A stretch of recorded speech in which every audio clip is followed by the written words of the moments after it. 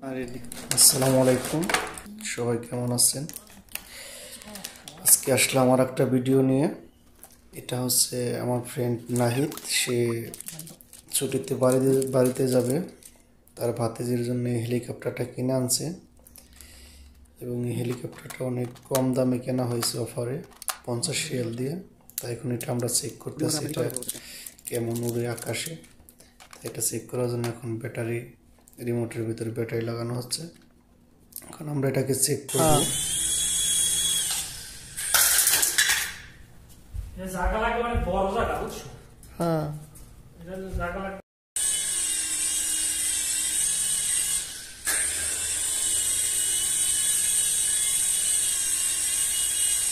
এদিকে নেন, এদিকে নেন, আমার দিকে নেন।